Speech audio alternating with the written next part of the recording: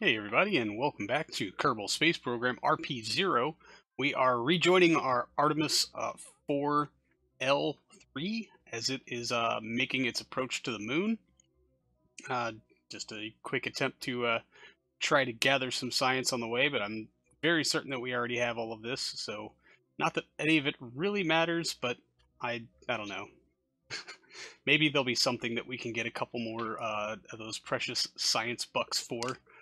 Anyway, our HG3 upper stage is on a collision course. We have moved ourselves just a little bit wider so that we can make a burn to insert ourselves into lunar orbit and then depart down low for the Rosalina Memorial Research Station. So as we approach our lunar periapsis here, I will turn you back over to old me for live ear commentariers. Alright, so we'll toggle our RCS back to the on position and get ourselves angled in here for our node. We're about 7 minutes out. It's about an 800 meter per second correction. Shouldn't be that big of a deal for our surface propulsion engine to handle, although our thrust to weight ratio is just not that great. 0.54 here in orbit of the moon.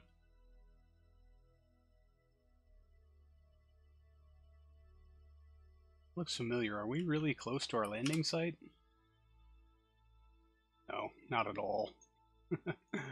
It is like up there somewhere. But, oh, if we do this really now, we're gonna have to make a second pass at least. But I think we have the spare Delta V. What are you doing? Oh, this thing just wants to point its own direction all the time. Not that that's annoying or anything. Alright, well, that should have ullaged everything in. So we'll just go ahead and light the engine and hope that it can figure out where this node is at any point during its career. Atlas is an experienced pilot. I have the suspicion that this is the AI doing this and not her. I think Alice is actually the first Kerbal to land on the moon. That would be almost like 40 years ago at this point. We are in 1982 in this career so far.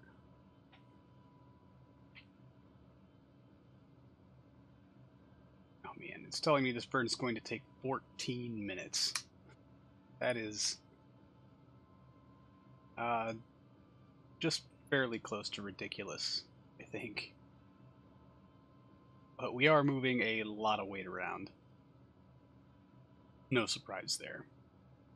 I guess this is the strongest argument for switching out that service propulsion engine for a cluster of 4 or 5 AJ-10 advanced 118Ks. Give us a sizable difference in our thrust-to-weight ratio. Also a little bit of a decrease in our total overall Delta V figures. No surprise there. We're going to help it out with thrusters a little bit, but I think we're probably just going to speed through the rest of this burn. In our thrust-to-weight ratio being what it is, and our needed displacement of Delta V also what it is, this is going to be an exceptionally long burn. And really just not a whole lot of exciting anything happens.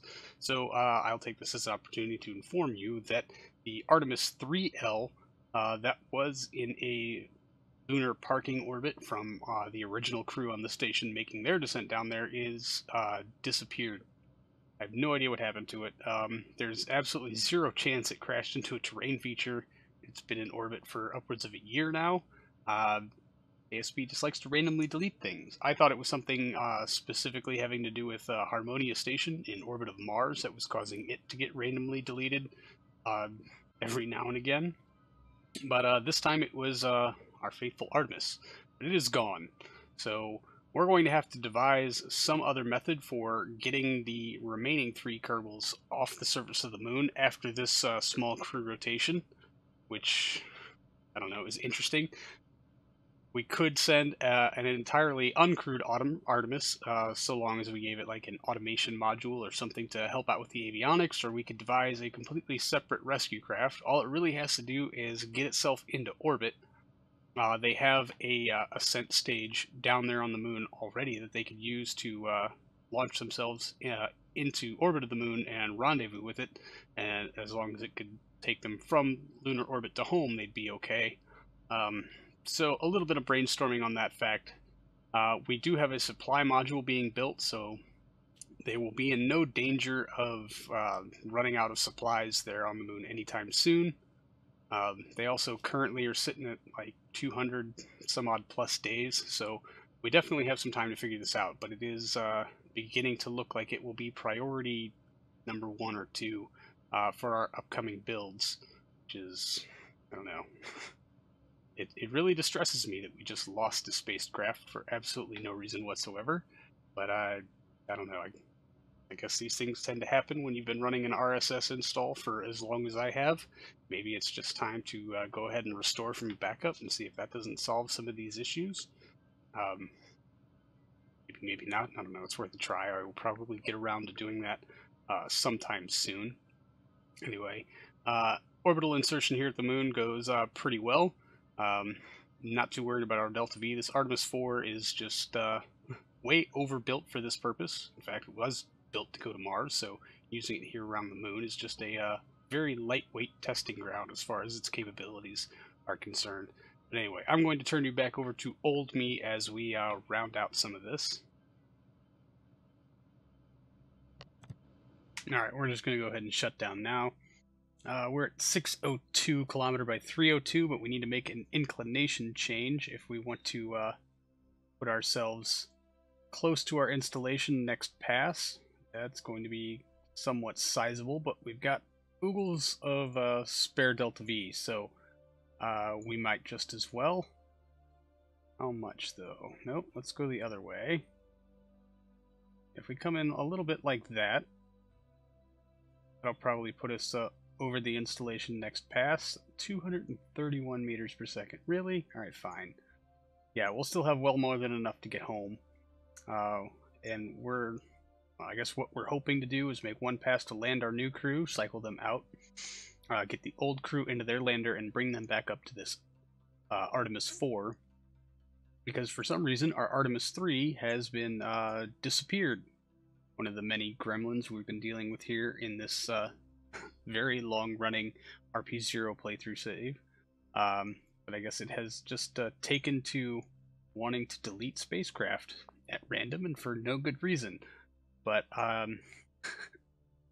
unlike Harmonia Station, going back through the save file and just copying it back in is a little weird for some reason.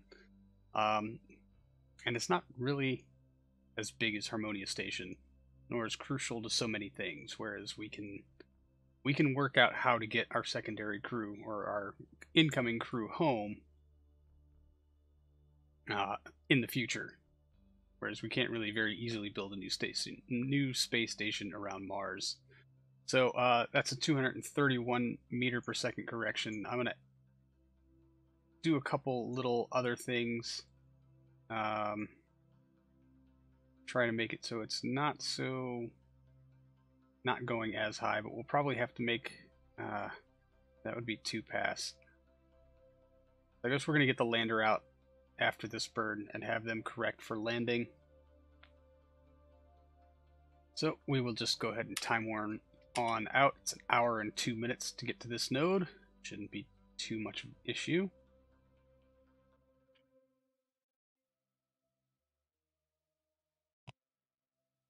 Oh, I may have overshot that a bit. Why are the thrusters on the lander no longer firing, I wonder?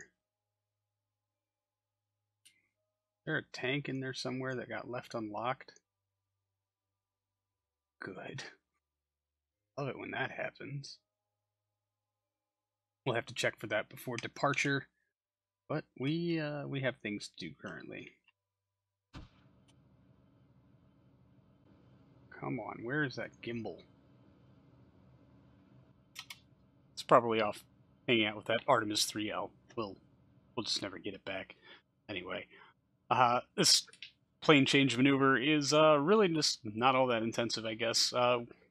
We could have waited to do it at a higher altitude, but it works pretty well. And as I mentioned before, this 4L is way overbuilt for this particular purpose. So I really don't feel bad about spending the fuel here, especially full well knowing it will have gobs and gobs of Delta V left over, especially after we ditch the Lunar descent module and bring it back without it. It'll have a lot more push for its money. Something. Alright, we're going to kill it there. Kill that node. And let's boot the LEM. Food, water, oxygen, CO2. Come on. There we go. Steam hydroxide. And we're going to have to unlock those if we want the thruster ports to work. Alright, and I want to deactivate our CO2 scrubber here.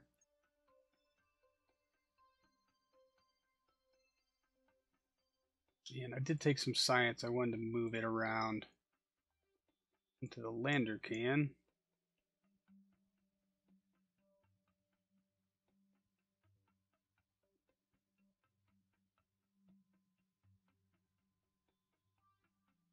Huh.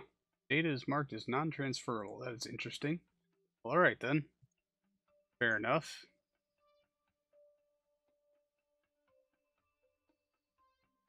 Alright, first our pilot.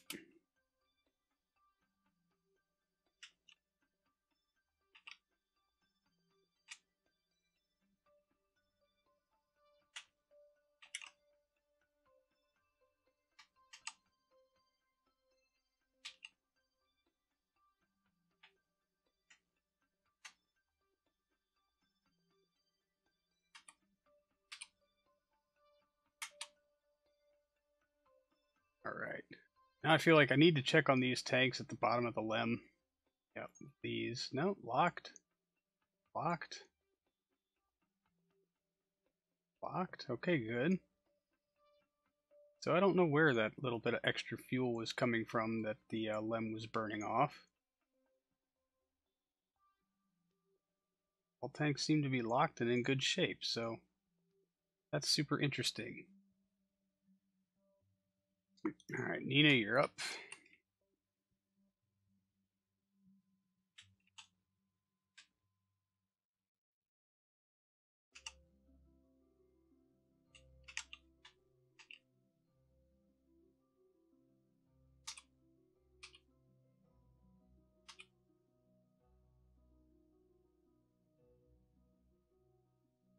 Alright, and Catherine Richards, our scientist.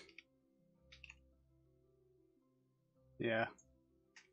She seems to be back in her EVA game.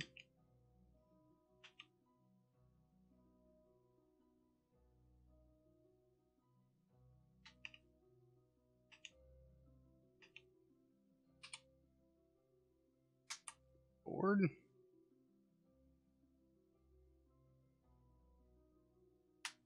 We're going to take a very mighty quick save.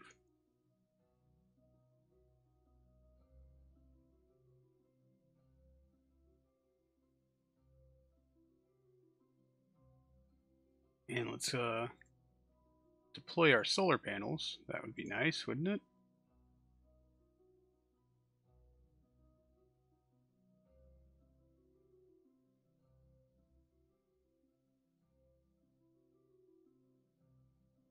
And undock.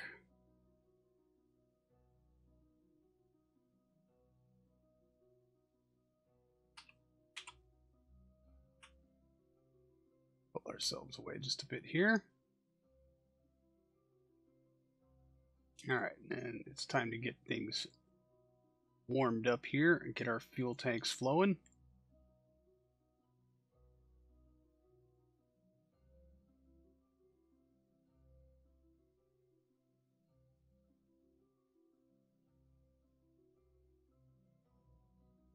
That one I think we can leave locked. That's all ascent stage fuel.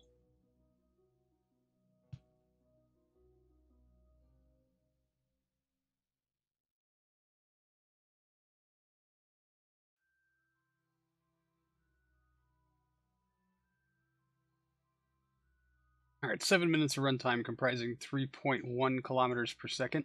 Let's get our node plotted. Get this landing underway. I think right here at Periapsis is when we will make our move, begin our descent in earnest. That should take us right over the base, and I really hope so.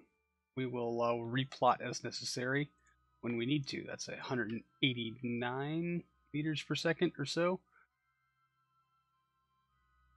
Should not take us all that long at all. And that node is in 1 hour and 5 minutes, so let's get to it.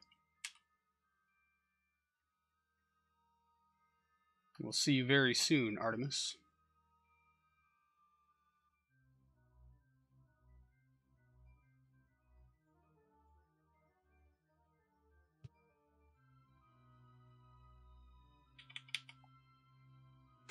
Alright, we're about 5 minutes out. I'm just going to double check our telemetry. Looks pretty good. I know this burn will not take us 5 minutes, so we're just going to warp on in a bit closer to about the 1 minute mark. Start to ullage in these Astris engines. Good light.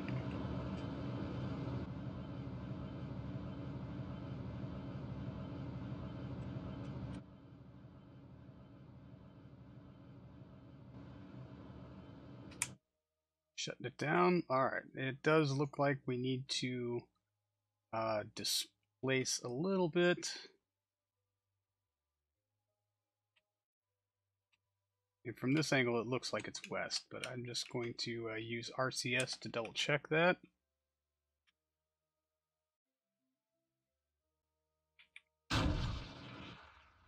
Negative.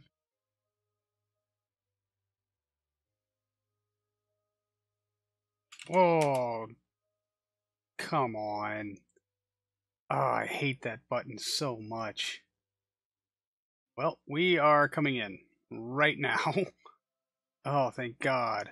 That didn't crash us into the surface, but we need to deflect quite a bit and pretty heartily in the now-ish kind of time frame.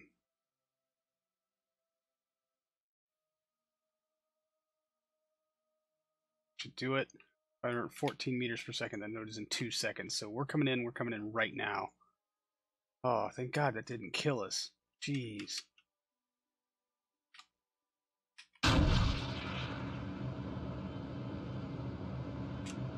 Alright, let's get the gear out.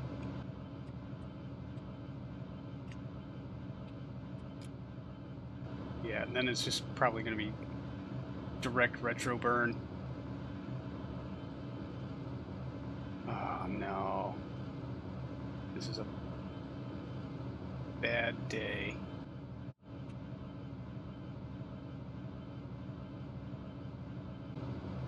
There's the base, and we're moving at 1.3 kilometers per second, so we're going to fly right past it for a good long while.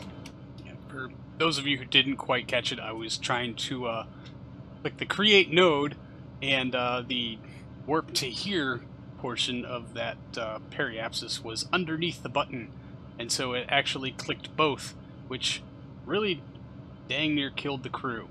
So they're going to try to arrest their descent as quickly as possible and get turned around and head back to the base. They're already more than 100 kilometers away, so dispatching a rover to come pick them up isn't going to work very well, because it will take longer than the rover has in life support to bring them back.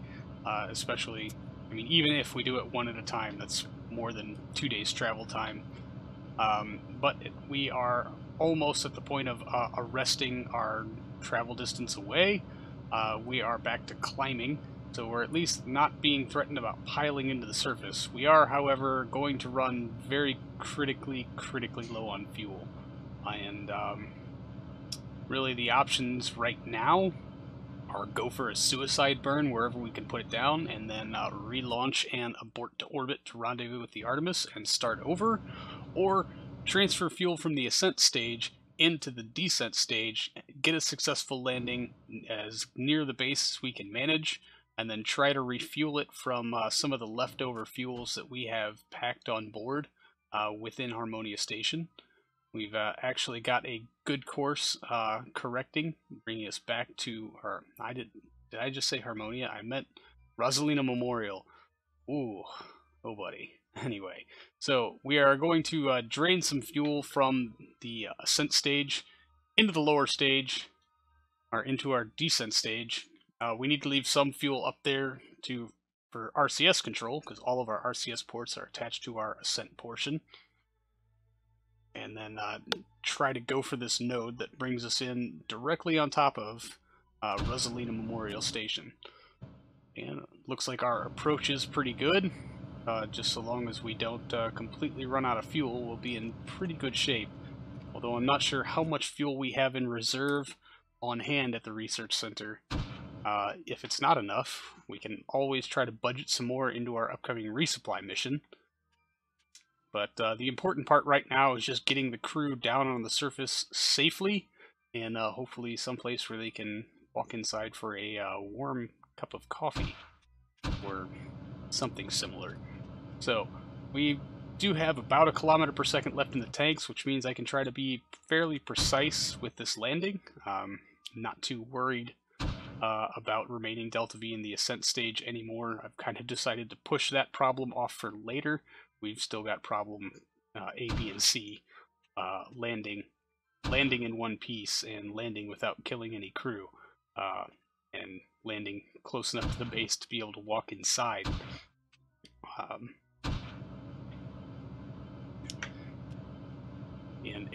I do need to make a small confession. I had a little bit of a game hiccup after recording the episode Boris, which required me to revert to a save that was taken before he started driving. So, the rover is in generally one piece, as when you repeat something, you learn from your mistakes and don't try to overcorrect on turns, and also don't rely on mech jab. So I gathered all the same science, drove Boris back, who then flipped the lander when he got to the base. So it is upside down, however, intact, but I think we're going to be decommissioning it just to kind of keep with continuity. But nothing else was totally destroyed. But we're coming up here on our approach vector, so I will turn you over to Old Me, who is going to be strangely quiet throughout this real-time descent, now that the most stressful part is over, but still, the level of fuel is always a little worrying. I like to think that I've gotten pretty good at this, at least with the pop ignition kind of strategy of landing these rovers. We've shut down one engine down to 4 now to preserve some of this fuel. We don't really need the super extreme thrust to weight ratio right now. We could possibly shut down another 2 engines without too much worry, but the time it would take to do that is more of the issue as to why it's not happening. So it might be time to think about action grouping these things. I would like to get as close to any other module as I can, just to make it a lot easier to refuel this thing once it is on the ground, which is why you see me kind of stalling for altitude here, is to let some of that horizontal velocity work in my favor. I guess I could have rotated this thing around a little bit and gotten more optimization out of the solar panels. But we're coming up on touchdown. There it is. Nice and gentle. Whew. And we're down. Thank God. That was horrible on absolutely every single level. And this on its own certainly does not have enough fuel to make a rendezvous. So we're going to likely move some fuel from the station itself into this one and try to get it back up, but we will do that probably after another resupply mission, as that will leave more fuel available to us, obviously. Sorry to reiterate everything, I guess I forgot I said all that already. Anyway, that's going to do it for this episode, everybody. Thank you so much for hanging out. I really do appreciate it, and I will see all of you in the next one. So until then, see you later.